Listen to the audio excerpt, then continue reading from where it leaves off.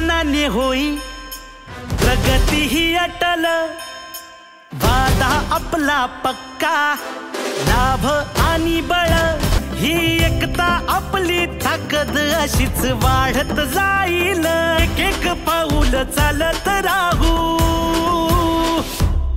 काम करत आलोय, काम करत राहू.